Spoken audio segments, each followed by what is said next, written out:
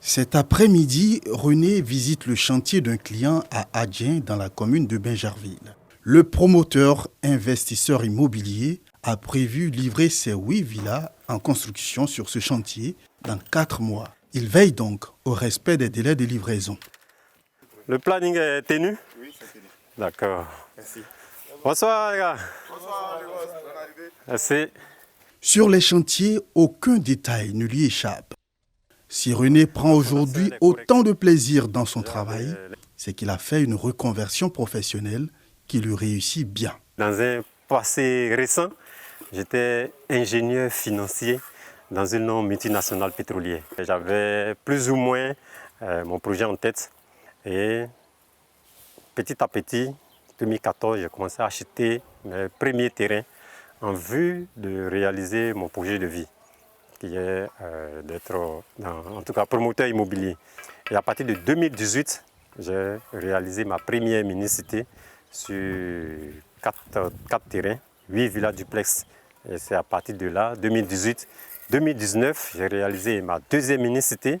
Et à partir de là, bon, j'ai appelé mon employeur, on s'est assis sur la table, on a discuté, j'ai rendu ma démission, tout s'est bien passé, on a bien fêté et j'ai fait le pas pour être aujourd'hui promoteur et investisseur immobilier. Mais cela ne s'est pas fait du jour au lendemain. Je ne pouvais pas me mettre, je veux dire, mon avenir, l'avenir de ma famille, dans un domaine que je ne maîtrise pas. Donc je me suis formé dans la première université reconnue en Côte d'Ivoire.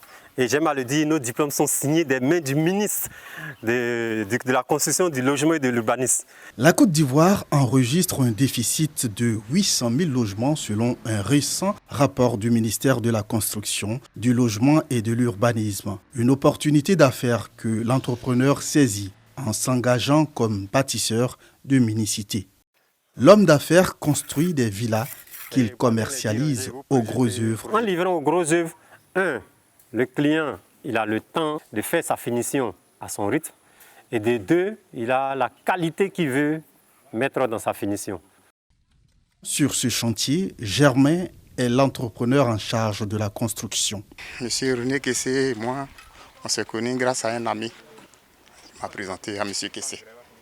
Et puis bon, après on a échangé et on a obtenu le marché.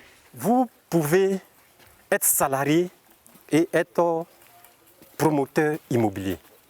Parce que ça ne vous prend pas beaucoup de temps. Un peu comme un chef d'orchestre, voilà, c'est à vous de mettre en mouvement tous ces corps de métier que sont l'architecte, l'ingénieur, les maçons, l'entrepreneur. C'est à vous de les mettre en chorale en fait, si je peux le dire ainsi.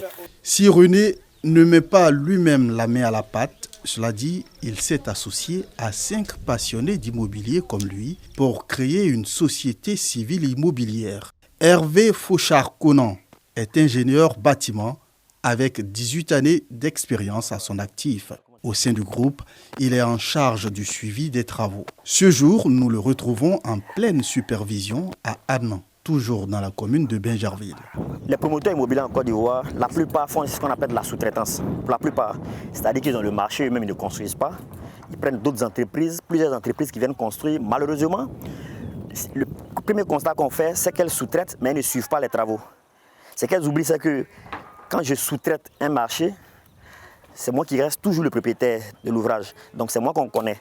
Ce qu'elles doivent faire, c'est de suivre les travaux. Et c'est général à la Côte d'Ivoire, c'est-à-dire qu'on a tous les plans qu'il faut chez un architecte, on a les plans de béton, on a tout ce qu'il faut. Malheureusement, on ne suit pas les travaux. Mais le suivi des chantiers va rappeler à l'ordre régulièrement l'entrepreneur et les ouvriers à ce qu'on ne doit pas faire. Parce que comme je dis souvent, le diable se cache dans les détails. Moi, mon rôle sur un chantier, c'est de vérifier les petits détails qui vont faire qu'il ne va pas avoir de malfaçons. Est-ce que le fer 12 là, il est à sa place? Est-ce que le béton là est juste là où on devait mettre? Est-ce que l'agglo est bien monté? Est-ce que les joints sont bien faits? Je veux dire, c'est tous ces détails-là qui font que la construction sera bien faite. C'est-à-dire que c'est le suivi régulier du chantier qui fait qu'on est un peu différent de ce qu'on a l'habitude de voir. Parce que nous, on suit régulièrement nos chantiers. Tout comme Hervé, Guillaume Yeboué est l'expert foncier et auteur d'un ouvrage sur le foncier en Côte d'Ivoire. C'est lui qui permet à cette association d'investisseurs immobiliers d'acquérir les meilleurs terrains pour y bâtir les mini-cités. Au sein de la SI, donc nous achetons les terrains qui ont l'ACD, arrêté de construction définitive. Pourquoi? Parce que nous voulons construire dans les 2, 3, 4 mois à venir. Voilà. Donc quand nous sélectionnons les différentes offres, nous nous assurons d'abord qu'effectivement la personne donc, en son sein a bien l'ACD. Nous faisons donc nos vérifications en interne, à ce qu'on appelle un état foncier, au niveau donc de la conservation. Et après maintenant, on a un notaire avec qui on travaille et c'est avec lui maintenant qu'on fait toutes les vérifications pour qu'on puisse faire notre achat. Maintenant, il y a un second type donc, de terrain qu'on achète au niveau donc, de la SCI. C'est les terrains en prévision donc, pour ce qu'on appelle les réserves foncières. Voilà. Donc, par exemple, là, on a acheté donc, des terrains dans la zone donc, de Akupé-Zedi, vers la nouvelle zone industrielle. Mais là, c'était des terrains donc, dits villageois. Donc, bien sûr, là, c'est moi qui ai été au devant, parce que c'est moi qui suis vraiment l'expert en tant que tel.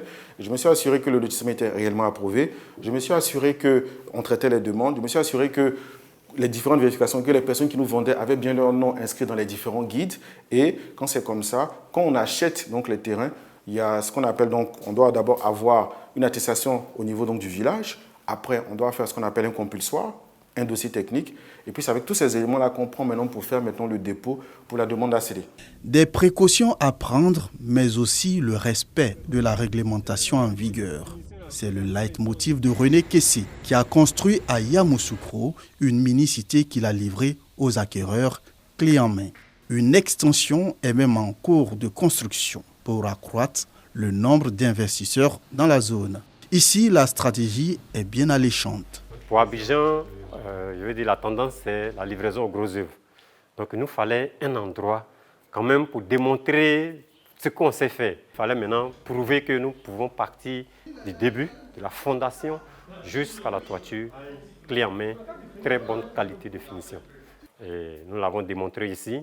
Et le retour des clients, vraiment le prouve.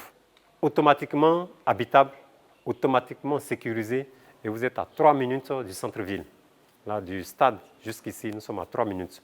Mais l'avantage financier, c'est que, à votre absence, les résidences vous produisent du cash, des revenus supplémentaires. Je veux dire, un studio en format résidence meublée n'a pas les mêmes revenus qu'un studio en format location longue durée. Ici, nous construisons et nous revendons et en même temps, nous faisons la gestion. Cette gestion, elle est faite, mais en même temps avec le propriétaire. Parce que nous avons la domotique qui est installée dans presque toutes nos villas. Elles sont toutes connectées. C'est des détecteurs de mouvement qui sont installés. Quand on ouvre la porte automatiquement, vous avez une notification. Ici, par exemple, j'essaie de mettre la lumière en marche de la terrasse. Et quand j'allume, vous voyez que ça marche. Une fois que c'est éteint, au niveau du téléphone, vous n'avez plus de lumière aussi. Avec ce genre de bâtisse, René ambitionne conquérir la Côte d'Ivoire. Le promoteur et investisseur immobilier est aujourd'hui aguerri dans son nouveau monde, mais cela n'a pas été un long fleuve tranquille. De 2010, 2012, vous voyez que c'est en 2021 que j'ai démissionné. C'est-à-dire que j'ai préparé, j'ai mûri. Et là, je dis un grand merci à mon épouse, parce qu'il faut avoir à côté de soi une femme qui comprend, qui vous encourage, qui n'est pas, je veux dire, qui n'est pas prête à vous lancer la pierre au premier trébuchement. Avant de démissionner, quand même, j'ai pu constituer un petit patrimoine foncier. Et après avoir démissionné, tout ce que j'avais, moi, je les mettais dans la construction de mes mini-cités. Tu peux avoir aujourd'hui de l'argent dans ton compte, mais comment tu fais pour augmenter ce trésor? C'est ça qui est le plus difficile. Malgré ces moments de doute et d'épreuve, René a su embrasser sa nouvelle carrière avec brio. Sur les réseaux sociaux, l'homme partage ses connaissances avec un nombre impressionnant d'abonnés. Son expérience, il la dispense via une formation qu'il a baptisée les dîners de l'immobilier. À travers cette formation, il ambitionne créer une communauté de promoteurs immobiliers consciencieux afin de chasser les brebis galeuses du secteur. Il est également consultant formateur dans une conférence annuelle d'investisseurs africains à Paris en France. Son courage et sa détermination à tout faire dans les règles de l'art fait de lui un modèle à suivre pour tous les salariés qui rêvent de diriger un jour leur propre entreprise.